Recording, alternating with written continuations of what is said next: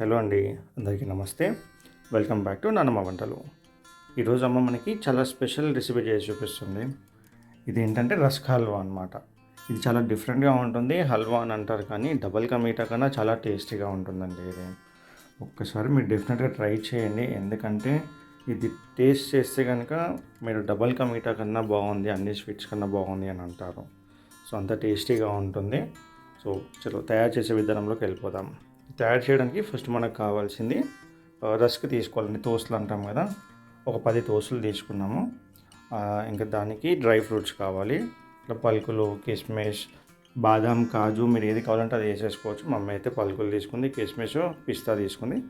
మళ్ళీ ఒక 3 ఇలాచి, ఒక కప్ షుగర్, మళ్ళీ ఒక 3 టేబుల్ స్పూన్స్ నెయ్యి అండి. ఇవి కావాల్సిన పదార్థాలు. ఫస్ట్ అయితే మనం తీసుకున్న రస్క్స్ ఏవైతే ఉన్నాయో వాటిని కొంచెం చూర వేసుకోవాలి. అంటే మరీ ఎక్కువ దంచద్దు, వీటిని పౌడర్ లాగా అయిపోయింది అనుకోండి, హల్వా మొత్తం పేస్ట్ లాగా అయిపోతుంది, కొంచెం తొందరగా మాడిపోతుంది కదా. అందుకోసమే ఇలా కొంచెం చిన్న చిన్న పీసెస్ లాగా చేసి పెట్టుకుంటే సరిపోతుందండి మనకి. సో వీటన్నిటిని మనం ఇప్పుడు ఒక కప్లో తీసేసుకుందాము. సో మనం తీసుకున్న 10 రస్క్స్ ఏవైతే ఉన్నాయో తోసులు, అవి ఒక 1.5 కప్లో సరిపోతుంది అన్నమాట. 1.5 కప్ అయింది. సో ఇప్పుడు ఏంటంటే మనం స్టవ్ ఆన్ చేసేసుకొని ఒక ప్యాన్ పెట్టేసేసుకోవాలి. అందులో 2 టేబుల్ స్పూన్స్ నెయ్యి వేసేసుకోవాలి. సో నెయ్యి కొంచెం జస్ట్ లైట్గా హీట్ అవ్వగానే దాంట్లో డ్రై ఫ్రూట్స్ వేసుకొని కొంచెం వేయించుకోవాలండి. కొంచెం దూరగా ఉంటాం కదా, అలా వేయించుకోవాలి. మరి ఎక్కువ మాడినివ్వద్దు, వీటిని లైట్గా వేయించుకుంటే సరిపోతుంది. ఫస్ట్ అయితే మమ్మీ కిస్మిస్ ఒకటి వేయించుకుంది, ఎందుకంటే కిస్మిస్ తొందరగా కాలిపోతాయి కాబట్టి. ఫస్ట్ ఇది వేయించుకొని కొంచెం లైట్గా కలర్ చేంజ్ అవ్వగానే దీంట్లో మిగతా డ్రై ఫ్రూట్స్ కూడా యాడ్ చేసేస్తుంది. వీటన్నిటిని కలిపి ఒకసారి కొంచెం రోస్ట్ చేసేసుకొని ఒక సపరేట్గా తీసి పెట్టేసుకోవాలి. ఇప్పుడు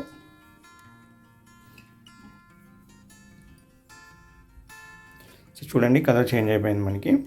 సో వీటన్నిటిని అయితే మమ్మీ ఒక ప్లేట్లో తీసేసుకుంటుంది.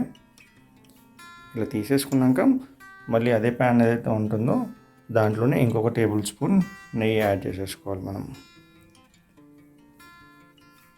అది కొంచెం హీట్ అవ్వగానే మనం పీసెస్ లాగా చేసుకున్న దోశ ఏదైతే ఉందో దాంట్లో వేసేసుకొని లైట్గా కాల్చేసుకోవాలండి. వీటిని కొంచెం కలర్ చేంజ్ అయ్యే వరకు కాల్చుకోవాలి. దీన్ని కలుపుతూనే ఉండాలండి, ఎందుకంటే ఇది మనం స్మాష్ చేస్తాం కదా, చేసేటప్పుడు కొంచెం పౌడర్ అయిపోతుంది అనమాట. సో పౌడర్ లాగా ఏదైతే ఉందో అది తొందరగా వేడెక్కి తొందరగా మాడిపోయే ఛాన్స్ ఉంటుంది. సో దానికోసమని కలుపుతూనే ఉండాలి. చూడండి ఇప్పుడు ఎలా కలర్ చేంజ్ అయిపోయిందో. ఇప్పుడైతే మనం ఇది రోస్ట్ చేసేసుకున్నాము. ఇదైతే రెడీ అయిపోయింది. ఇప్పుడు దీన్ని కూడా సపరేట్గా వేరే దాంట్లో తీసేసుకోవాలి ప్లేట్లో. ఇప్పుడు మళ్ళీ అదే ప్యాన్ పెట్టేసేసుకొని దాంట్లోకి ఒక 2 కప్స్ వాటర్ యాడ్ చేసేసుకోవాలి. ఇప్పుడు ఇది ఏంటంటే మనం తీసుకున్నాం కదండి కప్స్ అన్ని మెజర్మెంట్కి. సో సేమ్ అదే కప్ మెజర్మెంట్ తోటి 2 వాటర్ వేసేసుకున్నాం మమ్మీ అయితే. సో వాటర్ కొంచెం హీట్ అయ్యే వరకు మమ్మీ ఇలాచీలు దంచి పెట్టేసుకుంటుంది. కొంచెం ఇలాచీల్ని పౌడర్లాగా చేసేసుకోవాలి. ఇప్పుడు ఆ వాటర్ కొంచెం వేడెక్కగానే దాంట్లో ఆ 1 కప్ షుగర్ అయితే తీసుకున్నామో అది యాడ్ చేసేసుకోవాలి. ఇది కొంచెం లైట్గా వేడెక్కగానే దీంట్లోనే మనము ఇలాచీ పౌడర్ కూడా వేసేసుకోవాలండి. ఇలాచీ పౌడర్ వేసేసుకొని మీకు కలర్ కోసం కావాలి అంటే దీంట్లోకి కలర్ కూడా, ఫుడ్ కలర్ కూడా యాడ్ చేసుకోవచ్చు, లేదా కుంకుమ పువ్వు కూడా యాడ్ చేసుకోవచ్చు. లేదు కలర్ ఏం అవసరం లేదంటే ఆ కలర్ సరిపోతుందండి. అంటే ఇది కంపల్సరీ అని ఏం లేదు. మమ్మీ ఒక చిటికెడు అంతా కలర్ అయితే వేసుకుంది, కేసరి కలర్, లైట్ కలర్ కోసమని. ఇప్పుడు దీన్ని కొంచెం మసలనివ్వాలి మనము. తీగ పానకం వచ్చే వరకు మసలాలి దీన్ని. తీగ పానకం వచ్చే వరకు చేసేసుకొని పెట్టుకోవాలి. ఇప్పుడైతే మనకి రెడీ అయిపోయింది. మరీ ఎక్కువ కూడా చిక్కగా అవ్వద్దండి, ఇలా లైట్గా తీగ పానకం లాగా వస్తే సరిపోతుంది మనకి. ఇప్పుడైతే మనకి ఇది రెడీ అయిపోయింది. దీంట్లోనే మనం రస్క్ ఏదైతే ఫ్రై చేసి పెట్టుకున్నామో దాన్ని యాడ్ చేసేసుకోవాలి. దాన్ని యాడ్ చేసేసుకొని ఇప్పుడు బాగా కలుపుతూ ఉండాలండి. సో ఈ పానకం ఏదైతే ఉందో తోసికి మొత్తం పట్టేస్తుంది. దీన్ని మొత్తం బాగా కలుపుతూనే ఉండాలి. ఎలా అంటే మనకి మొత్తం వాటర్ మొత్తం వెళ్ళిపోయి మొత్తం హల్వా లాగా అయ్యేంత వరకు దీన్ని కలుపుతూ ఉండాలి.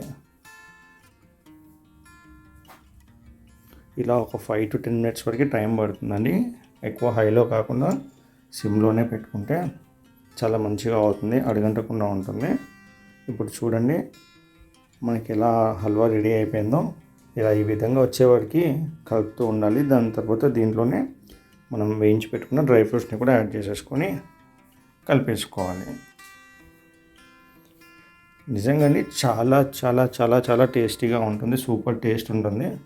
మీరు కంపల్సరీ మళ్ళీ చేసుకుంటారు ఒకసారి తిన్న తర్వాత. దీనికి రస్క్ ఫ్లేవర్ లాంటిది కూడా ఏం అనిపించదు మీకు. చెప్పాలంటే డబుల్ కా మీఠా తిన్నట్టే ఉంటుంది, ఇంకా దానికన్నా బాగానే ఉంటుంది. ఇంకా ఇప్పుడైతే మన స్వీట్ రెడీ అయిపోయింది, సర్వ్ చేసుకోవడానికి రెడీగా ఉంది అంతే. ఇంకా ఇప్పుడైతే మన హల్వా రెడీ అయిపోయిందండి. చూసారు కదండి ఎంత ఈజీగా చాలా తక్కువ ఇంగ్రీడియంట్స్ తోటి టేస్టీగా హల్వా చేసుకోవచ్చు. మీరు కూడా ఒకసారి ట్రై చేయండి. ఇంతవరకు వాచ్ చేసిన వాళ్ళందరికీ చాలా చాలా థ్యాంక్స్ అండి. ఛానల్ని సబ్స్క్రైబ్ చేసుకోండి, ఇలాగే సపోర్ట్ చేస్తూ ఉండండి. మీకు మమ్మీ ఇంకా వీడియోలు చేసి చూపిస్తూ ఉంటుంది. వాచ్ చేసిన వాళ్ళందరికీ చాలా చాలా థ్యాంక్స్ అండి.